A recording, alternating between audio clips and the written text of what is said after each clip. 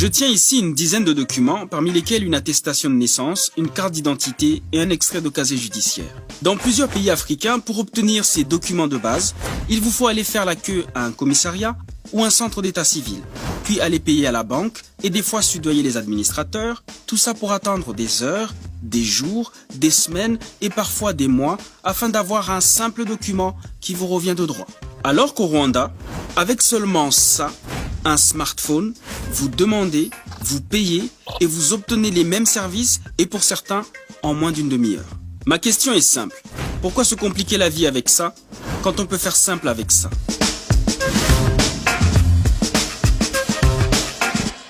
Pour en parler, je donne la parole à deux spécialistes en la matière. Le premier est sénégalais. Nous sommes dans un monde de la technicité et de la rapidité, le monde de la nouvelle économie. Vous avez raison, nos gouvernants ont pris du retard, mais parce que tout simplement, ils n'ont pas pu anticiper. Boubacar Diarisso est consultant en gouvernance et administration publique. Il va nous aider à comprendre pourquoi les administrations africaines sont si lentes et archaïques. Le deuxième spécialiste est rwandais. Quel est notre objectif? Notre objectif, c'est pas d'écrire du code et mettre des sites web en ligne. Notre objectif, c'est de considérablement améliorer le service aux citoyens. Clément Ouageneza est quant à lui le fondateur d'Irembo, le portail en ligne grâce auquel les Rwandais n'ont plus besoin d'aller faire la queue ou attendre des jours pour obtenir un service public basique. Commençons avec un exemple. Selon la VOA, au Cameroun, de nombreux usagers doivent attendre plusieurs mois, voire des années, avant d'entrer en possession de leur passeport ou de leur carte d'identité. Le 2 janvier 2021, un hashtag a même été lancé sur les réseaux sociaux. Je veux ma CNI, c'est-à-dire je veux ma carte nationale d'identité. Cet internaute dit avoir fait sa demande depuis plus d'un an. Depuis le 19 septembre 2019 jusqu'à ce jour, ma carte n'est jamais sortie. Le récépissé est déjà foutu. Hashtag je veux ma CNI. Comment en 2021, à l'ère des nouvelles technologies, des citoyens en arrivent à s'oublier pour avoir un document aussi important qu'une pièce nationale d'identité? Pour mieux comprendre ces dysfonctionnements et cette lenteur, il faut, selon Boubacar Diarisso, aller à la source même du problème. Ce qui fait qu'il y ait une certaine lenteur dans la demande de ces pièces, c'est que généralement, ce sont des circuits où parfois on voit des rabatteurs. Vous avez besoin d'une pièce d'identité, vous passez par quelqu'un qui essaie de régler cette pièce parce que tout simplement, au commissariat, il a des amis. Et cela crée un autre problème qui va à son tour alourdir les procédures. Il s'agit de la magouille.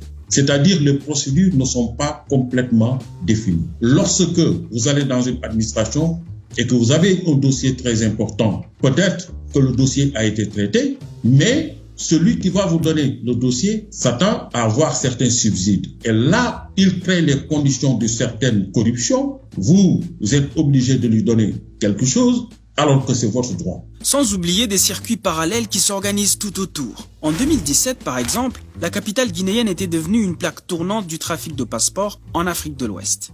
Selon des statistiques fournies à la BBC par des officiers de police, entre 2015 et 2017, 20 à 30% des passeports biométriques guinéens ont été vendus à des Africains non guinéens qui ont quitté Conakry pour le Maroc. Pour Boubacar Diarisso, non seulement les structures administratives sont floues, mal organisées et désuètes, mais elles manquent de souplesse, préférant se baser sur des lois et circuits rigides. Les administrateurs souvent, surtout dans les pays de tradition francophone, sont en quelque sorte enfermés dans une sorte de carcan légaliste, légal rationnel et qui sont assis sur des principes de la compétence liée. C'est-à-dire, au-delà des textes, il faut considérer le contexte. Et c'est là l'importance du management. Manque d'anticipation et d'innovation, défaut de coordination, centralisation du pouvoir décisionnaire, Boubacar Diarisso attire l'attention sur des architectures administratives sans repère. Lorsque Axel Kabou a écrit son livre « Et si l'Afrique refusait le développement », il y a certains qui ont lancé des diatribes, certains l'ont critiqué sévèrement. Mais parfois aussi, avec un peu de recul, on peut se poser la question, est-ce que nos dirigeants dirigent par objectif? Parce que lorsqu'on dirige, on doit pouvoir dire « je veux un tel type d'Africain dans 10 ans ». Je veux tel type d'industrie dans 10 ans. Je veux tel type d'infrastructure dans 10 ans. S'ajoute au problème l'aide au développement. Car la plupart des pays africains, même pour moderniser leur administration, ont recours au financement extérieur. Le souci, c'est que l'aide vient souvent avec ses conditions. Du coup, les administrations bénéficiaires sont partagées entre suivre l'agenda des donateurs ou répondre aux besoins des citoyens. Le politologue français Dominique Darbon les appelle des administrations paradoxales. Pris entre les visions modernistes des États développés ou des agences internationales et les contraintes du pouvoir, les programmes d'aide aux administrations hésitent sur les options à retenir et se réfugient derrière des solutions techniques. D'où cet appel de Boubacar Diarisso. Aujourd'hui, on ne peut pas se moderniser sans avoir une administration efficace et efficiente. Il faut nécessairement dépolitiser les administrations africaines. Il faut cesser les recrutements népotiques, mais aussi il faut beaucoup miser sur la professionnalisation, il faut miser sur l'éducation. Et tout cela dans le respect des règles de droit, dans la transparence et dans la lutte contre la corruption. C'est ce que le Rwanda tente de faire depuis plus de 20 ans. Simplifier les procédures administratives et anticiper la révolution numérique pour ne pas avoir à la subir. Dès les années 2000, le Rwanda a investi considérablement dans l'amélioration de son infrastructure au niveau du digital, donc la construction de la fibre optique, le développement des télécoms, mais aussi d'autres secteurs comme l'investissement dans le centre de données, etc. Clément Ouageneza et sa société ont été mandatés en 2014 pour digitaliser la totalité des services publics de l'État rwandais en créant Irembo, une plateforme en ligne qui permet un accès direct entre les citoyens et les administrations. Grâce à Irembo, les Rwandais peuvent par exemple renouveler en ligne leur passeport en 4 jours, obtenir une attestation de nationalité en 1 jour ou un transfert de titre de propriété en 7 jours avec possibilité de paiement par mobile money. Pour y arriver, l'entreprise s'est basée sur 2 critères simples.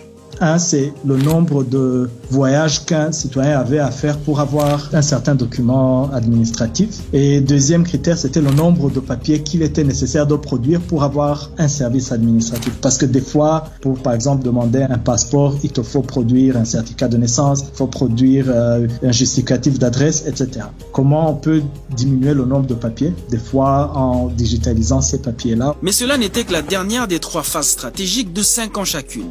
Le Nikiplan 1, le Nikiplan 2 et le Nikiplan 3. 10 ans pour mettre en place l'infrastructure et 5 ans pour créer et améliorer la plateforme. Un processus durant lequel il fallait recueillir les avis des citoyens et innover au fur et à mesure. Ce que nous avons créé sur les 4 premières années, donc de 2014 à 2018, est complètement différent d'Irembo d'aujourd'hui. L'Irembo qu'on avait fait après 4 ans, tu devais demander le certificat, mais quand même aller le chercher physiquement à l'agence du gouvernement. Aujourd'hui, tu l'as en 30 minutes et d'une manière digitale et tu n'as même pas besoin d'un document, tu donnes juste un code. Quiconque veut le consulter peut le consulter. Mais si certains pays ont réussi à digitaliser l'administration, pourquoi les autres traînent le pas? Clément Ouageneza croit savoir pourquoi. C'est que les discussions se font trop souvent autour des technologies à produire plutôt que de l'objectif que nous voulons atteindre. La plupart des pays exprimaient leur besoin de transformation digitale comme le besoin de mettre en place un portail unique d'accès aux services publics. Quand on dit ça, oui, on peut sous-traiter un projet de portail unique d'accès aux services publics, mais tu auras un website avec peut-être des formulaires à remplir, mais cela n'aura pas livré la transformation digitale. Pour Clément, la transformation digitale se planifie sur la durée.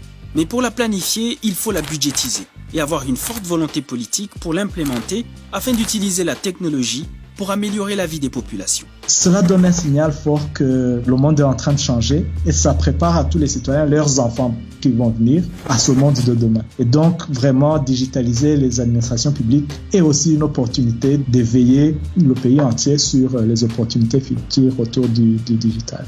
Et donc, je repose ma question. Pourquoi continuer à compliquer la vie des citoyens avec ça, quand on peut leur permettre d'avoir accès aux services administratifs avec ça?